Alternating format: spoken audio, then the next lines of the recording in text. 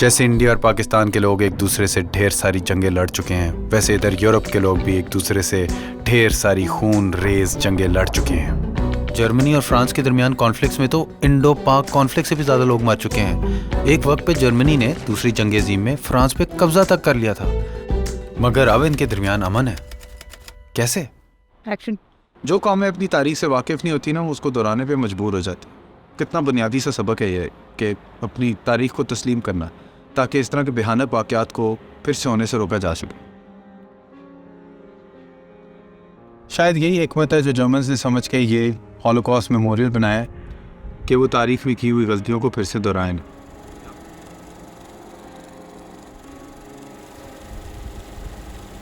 यहाँ पे तो बच्चों को उनकी तालीम में भी सिखाया जाता है कि उनके बाप दादों ने क्या गलतियाँ की तारीख में, क्या ज़्यादतियाँ की लोगों के साथ।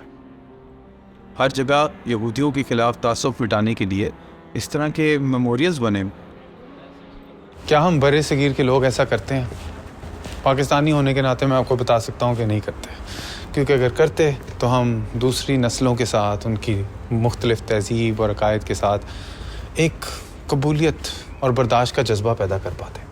मगर इधर हम कॉम्प्लेक्स तारीख को सिंप्लीफाई करके गंद को कारपेट के नीचे छुपा देते हैं, जैसे कि हमारे बाप दादों ने कभी कुछ बुरा नहीं किया, हिंदुओं ने मुसलमानों के साथ बुरा किया, मुसलमानों ने हिंदुओं के साथ बुरा किया, मुसलमानों ने सिखों के साथ किया, सिखों ने मुसलमानों के साथ किया, इंसान ने गर्ज इंसान के साथ ही बुरा किया और कोई दूध से धुला हुआ नहीं है। और ये भी मुमकिन है कि गोरों ने इस खित्ते के लोगों को कॉलोनाइज करने के लिए अपनी डिवाइड एंड रूल की पॉलिसी के हिसाब से उनके दरमियान तासुबात पैदा किए, रिलीजियस डिविजन्स को डीपन किया और सेपरेट इलेक्ट्रेट्स में बांटा, effectively इंस्टीट्यूशनलाइजिंग religious divisions in politics. British तो भाई इस खित्ते में इनकरेज करते थे कि लोगों के मजहबी तफरक़ात पैदा हों। वो सेंसस करवाते थे कि लोगों को अपनी मजहबी बना पर शनाख्त देनी पड़े, कि अब पाकिस्तान के मुसलमान किसी और के दीन की नफ़ी करके ही अपना शनाख्ती कार्ड पाते हैं।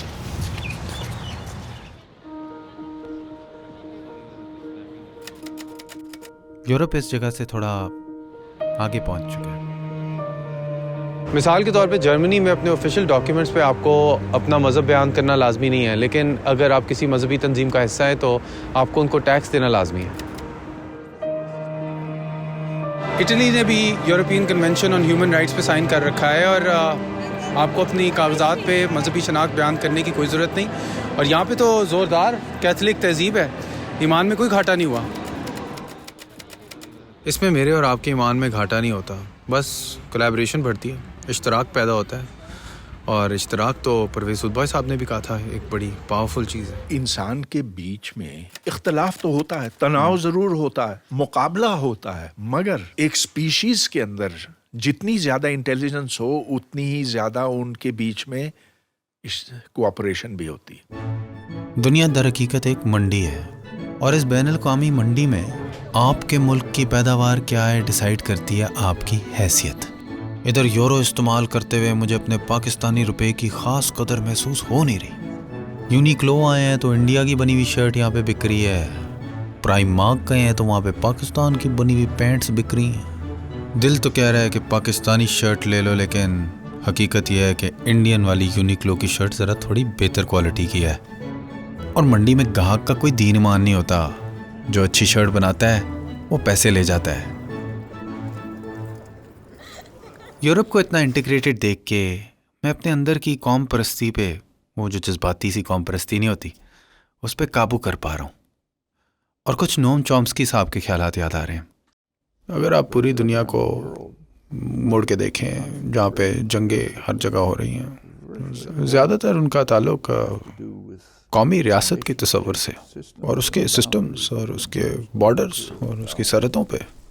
चॉम्स्की साहब कहते हैं कि ये बॉर्डर्स लोगों के फ़ायदे के लिए तो नहीं बनाए जाते। और परवेज़ हुद साहब ने भी कुछ ऐसा ही कहा था। Nation state is an abomination. लकीरें पहली दफ़ा खींची गई थी 1648 में। एक तो 1914 में जंग हुई यूरोप के अंदर, जो इंतहाई खूनरेज थी, और उससे कई गुना ज़्यादा जब दूसरी जंग अज़ीम 1939 में हुई। यूरोप ने उससे बहुत सीखा।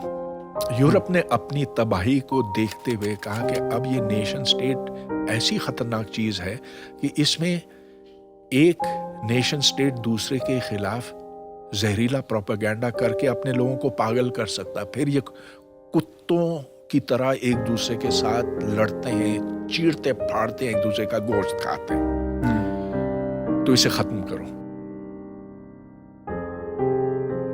कहीं मैं भी इस निजाम का गुलाम तो नहीं, जहां गुमशुदा रूह अपना झंडा बुलंद करती है, जहां गुमराह किसी मसनूई तौहीन पर सर कलम करते हैं, जहां तनकीदी सोच को हम खत्म करते हैं, जहां कमजोरी की सियासत आसमान को काला कर चुकी है और रूहों के ढेर कचरे में मिलते हैं।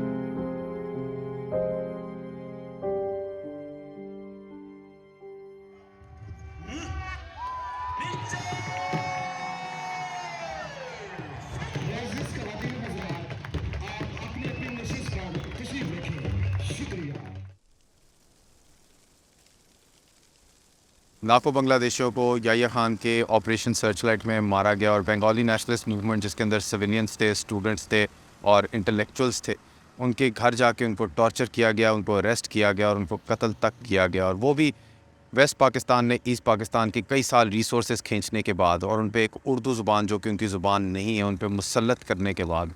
और आज भी पाकिस्तानी टेक्स्ट बुक्स के अंदर ईस्ट पाकिस्तान का वेस्ट पाकिस्तान से जुदा होने का इल्ज़ाम हिंदुओं पर लगाया जाता है और एज ए रिज़ल्ट पाकिस्तानी मुसलमानों को मजलूम पेश किया जाता है।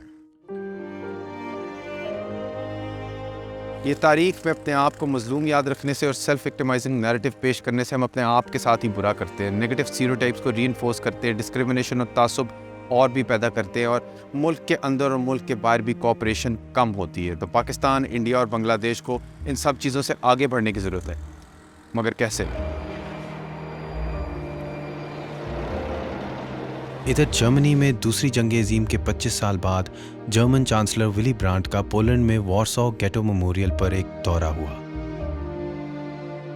मेमोरियल पर ब्रांट जज्बात में आकर यादगार के सामने घुटनों पर उतर आए, जिससे उन्होंने नाज़ी हुकूमत के दौरान वर्ल्ड वॉर 2 में हॉलोकॉस्ट समेत जो जुर्म हुए थे उनके लिए नदामत और तौबा का इजहार किया।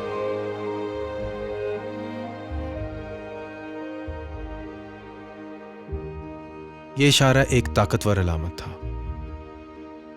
जुल्म करने वाले ने जिम्मेदार होने का एतराफ़ किया और हमसायों के साथ अमन आया। क्या पाकिस्तान ने कभी अपने जराइम का एतराफ़ किया?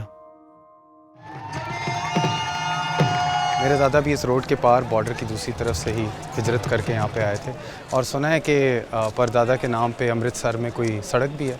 और भी लोगों से मिला हूँ, कहते हैं उनके परदादों के नाम पे सड़कें भी हैं जो कि शायद हम कभी देख ना पाएंगे, क्योंकि ये दीवारें जो हैं वो दुश्मनी की नुमाइंदगी करती हैं और तकलीफ़ तकसीम की जो है उसकी नुमाइंदगी करती हैं और ये जगह बेरंग हो चुकी है। इसी तरह बर्लिन की ईस्ट दीवार भी एक ज़माने में एक बॉर्डर को नापती थी। सियासी और मुआशी अलहदगी आ गई थी यहाँ के लोगों के दरमियान, मगर लोगों ने एक दूसरे को अलहदा ना समझा और दीवारें तोड़ डाली। और अब इनका ये है बर्लिन वॉल मेमोरियल, जो कि एक ज़माने में ईस्ट और वेस्ट बर्लिन को दीवार अलहदा करती थी, अब एक यकजहती की, पीस और अमन की इलामत बन चुकी है। हर दीन, हर नस्ल के फ़नकार यहाँ पे आके अब प्यार और मोहब्बत के रंग भर देते। मैं सोचता हूँ कि कभी हम भी इन दीवारों पे क्या रंग भर पाएंगे।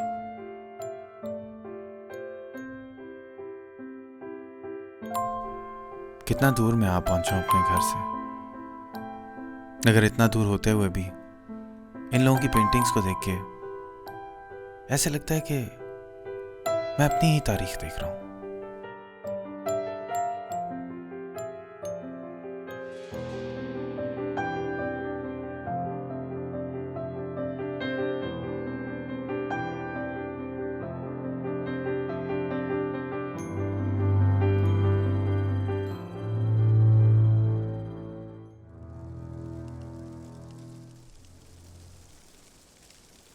इस वक्त मैं इटली में मौजूद हूँ, अब्दुल सलाम के international centre of theoretical physics से ज़्यादा दूर नहीं। 1972 में उनने यही आइडिया जुल्फ़िकार अली भुट्टो को पेश किया था और उस वक्त जुल्फ़िकार अली भुट्टो साहब ना सिर्फ आमादा थे मगर उसके अलावा उन्होंने ये भी वादा किया था कि वो फंडिंग रेज करेंगे उसके लिए। अब्दुल सलाम को भी पाकिस्तान छोड़ना पड़ा, और इससे एक नोबल लॉरिएट जिनका हम पाकिस्तानियों को फ़ख्र होना चाहिए कि वो पाकिस्तान से आए थे, उनके मुंह पे कालक मली जाती है साइंस यूनिवर्सिटीज़ के बाहर। ये हैं अल्बर्ट आइंस्टाइन। फिजिक्स की दुनिया में आप जानते ही होंगे कि इनने गैर मामूली कारनामे सर अंजाम दिए, और जब इनको 1933 में अमेरिका शिफ्ट होना पड़ा नाज़ी परसिक्यूशन से बचने के लिए, तो इस यहूदी साइंसदान ने कभी वापस आना जर्मनी पसंद ना किया। मगर अब इस यहूदी साइंसदान के अजीम काम को इधर जर्मनी, बर्लिन, जहाँ के ये ओरिजिनल बाशिंदे हैं, उनके मुजस्मों के ज़रिए अप्रिशिएट किया जाता है, पहचाना जाता है। इनका ये स्टैचू रिप्रेजेंट करता है जर्मन्स की डेडिकेशन साइंटिफिक अचीवमेंट्स की तरफ। सदियों से एक बड़ा दिमाग नहीं पैदा किया, इस मुल्क में एक बड़ा आदमी पैदा हुआ है। मैं इंटेलेक्चुअली बात कर रहा हूं। ये मुल्क है, सबका है। जिन्ना साहब के स्टेटमेंट्स रिकॉर्ड पे हैं कि हिंदू अपनी जगह, फलां अपनी जगह, उसको आप जो भी लेबल लगाएं, डॉक्टर अब्दुल सलाम, उसको उन्होंने ठुड्डे मार के इस मुल्क से बाहर निकाल दिया। सही है, तो अब उनके नाम की यूनिवर्सिटी इटली में पाई जाती है। बाकी पढ़ने लिखने समझने वाले लोगों के पास। और ये यूनिवर्सिटी ऑफ बोलोनिया तकरीबन 1000 साल पुरानी है। इटली के शहर बोलोनिया में the oldest continuously operating university in the world. यहाँ पर दुनिया के हर कोने से बंदे आते हैं, तो जितने एक्स्ट्रा कल्चर्स आते हैं आपको उतना फ़ायदा होता है। तो ये छोटा सा शहर था जो कि यहाँ आबाद था तकरीबन 1200-1400 साल पहले, और उनके असातिज़ा असल में मुसलमान थे। वो हमारी तरफ आते थे अफ़गानिस्तान, और जहाँ मौलाना रूमी और हमारे साइंसदान, वहाँ से इन लोगों की एजुकेशन थी। देन ये यहाँ आए, इन्होंने एक कम्युनिटी बना के यूनिवर्सिटी डेवलप कर दी। कुछ चीज़ें हैं रेसिस यहाँ पर यूरोपियंस की, नॉट ओनली इटालियंस, हाँ उनकी हैं जो कि आपको तंग करती हैं। इधर भी कुछ ऐसे ग्रुप्स हैं जो लोगों में इश्तराक पैदा करने की जगह तासुब पैदा करते हैं। कासा पाउंड नाम का एक ग्रुप है जो कि वाइट सुप्रेमेसी फैलाता है, इमिग्रेंट्स के ख़िलाफ़ रेसिज्म पैदा करते हैं। तो ऐसा नहीं कि यहाँ पे ऐसे जज्बात नहीं है। 15वीं सेंचुरी की बात है जब एक Italian philosopher, mathematician, astronomer Giordano Bruno, जिनने काफ़ी खिदमात दी है मेटाफिज़िक्स, कॉस्मोलॉजी और साइंस की फ़िलासफ़ी में, जो कि रोमन कैथलिक थे, लेकिन उनको निकाल दिया गया था अपने अनऑर्थोडॉक्स व्यूज़ के सबब, क्योंकि वो सपोर्ट करते थे हीलियोसेंट्रिक थ्योरी को, जिसमें बताया गया था कि ज़मीन जो है वो सूरज की गिर्द घूमती है, सूरज ज़मीन की गिर्द नहीं घूमता। ये कैथलिक बिलीफ्स के खिलाफ थी बात। 1591 की बात है कि जब जियोर्डानो ब्रूनो स्विट्ज़रलैंड गया सफ़र करके, तो वहाँ पे उसको कैल्विनिस्ट अथॉरिटीज़ ने अरेस्ट कर लिया अपने कंट्रोवर्शियल ख्यालात की वजह से, और फिर कैथलिक चर्च ने उसके ऊपर कुफ्र का मुकदमा किया और उसको ऑप्शन दी कि वो अपने ख्यालात तब्दील कर ले। लेकिन जब उसने नहीं तस्लीम किया उनके ख्यालात, तो उसको जला दिया गया। ब्रूनो अपने ख्यालात में कोपरनिकस की थ्योरी से भी आगे चला गया था। उन्हें यकीन था कि कायनात लामहदूद है और बेइंतहा है, और तारों और मुख्तलिफ सूरज और सियारों पर और जानदार मखलूक़ात भी मौजूद हैं। आज ब्रूनो को एक साइंस और मंतिकी सोच की आज़ादी का शहीद माना जाता है, क्योंकि उसके बाद आने वाले वक्तों में कोपरनिकस की थ्योरी में बहुत सी चीज़ें सच साबित हुई। ब्रूनो को बोलने से रोकने के लिए लिए गए इक़दामात ने उन्हें मौजूदा दौर के रोम में आज़ाद ख्याल और तकरीर के लिए एक अलामत बना दी है, जहाँ हर साल उनकी याद में एक तकरीब की जाती है जहाँ पे उनको टांगा गया था। ब्रूनो तो जल गया, लेकिन उसके बाद और भी साइंसदान इस थ्योरी को उठाते रहे। ये इटालियन साइंसदान गैलीलियो गैलीली मॉडर्न फिजिक्स और एस्ट्रोनॉमी का बाप माना जाता है। गैलीलियो के मुकदमे में उसको मजबूर किया गया कि वो अपनी अकीदत को वापस ले ले, और उसे बाकी ज़िंदगी घर की हिरासत में रख दिया गया। उसे उसकी मौत के कई साल बाद तक लोग काफिर करार देते रहे, मगर उसने काम जारी रखा और तारीख ने उसके ख्यालात को सच साबित किया। पहला फल्कियात का इल्म जिसको टेलीस्कोप के डिज़ाइन को इम्प्रूव करके हासिल किया गया, और जोरा, जुपिटर और वीनस के सैयारों को मुशाहिदे के जरिए गर्दिश के मैप्स बनाकर साबित किया कि ये जहां वाकई हीलियोसेंट्रिक है। इसीलिए तनकीदी सोच, क्रिटिकल थिंकिंग, मंतकी आज़ादी, इंटेलेक्चुअल फ्रीडम बहुत अहम है इंसान के प्रोग्रेस के लिए। यहाँ पे तो 18वीं सदी में एक ऐसा वक्त भी आया जब चर्च को रियासत से सेपरेट कर दिया गया, क्योंकि कैथोलिक चर्च के बारे में ये माना जाता था कि ये इटली की मॉडर्नाइजेशन और प्रोग्रेस के खिलाफ काम कर रहा है, और आहिस्ता आहिस्ता चर्च की पावर्स लिमिट कर दी गई। तो भाई मगरब में दीन और रियासत को अलहदा करने से उनने फ़र्द की आज़ादी पाई, जिसके अंदर मुख्तलिफ़ ग्रोहों के दरमियान ज़्यादा ताउन पैदा हुआ कि अब पाकिस्तान में भी ये सीखा जा सकता है कि मुख्तलिफ़ ग्रोहों के दरमियान, मज़हबों के दरमियान टकराव की कैफियत की जगह एक तरह के गुफ्तगू और डिस्कोर्स शुरू हुए।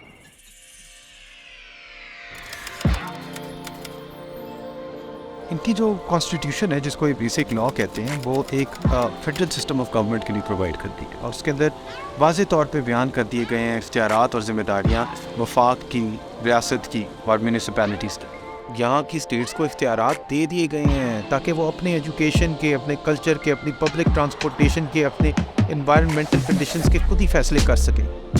यानी कि उनकी लेजिस्लेशंस और उनकी गवर्नमेंट्स भी अलहदा बैठती हैं ताकि वो अपने शहर के बाशिंदों के हिसाब से पॉलिसी सेट कर सकें ताकि उनका फ़ायदा हो। कराची मांगता है ये। और ये जो devolution of powers local bodies को दी गई हैं, वो इसलिए दी गई हैं ताकि जो रहने वाले लोग हैं, जो लोकल्स हैं वहाँ के, उनके मुताबिक फ़ैसले किए जाए। एक सेंट्रल गवर्नमेंट सारों के पैसे ना खा जाए। पंजाब खा जाता है पाकिस्तान के। पावर की डिसेंट्रलाइजेशन, लोकल गवर्नमेंट्स को मजबूत करना, इंफ्रास्ट्रक्चर को डेवलप करना, ये सब चीज़ें हम इनसे सीख सकते हैं। और हाँ, साथ साथ करप्शन भी ख़त्म करनी है। वो तो इस बार मैं बताना ही भूल गया। क्यों भाई, आजकल हम सीख रहे हैं तारीख के सबक, आगे हम जा रहे हैं इटली की तरफ, सीखना चाह रहे हैं वहाँ की रेनेसांस से कोई सबक। कैसी लगी वीडियो? Leave a comment. बात नहीं पसंद आई, लीव अ कमेंट। पसंद आई तो लाइक शेयर सब्सक्राइब।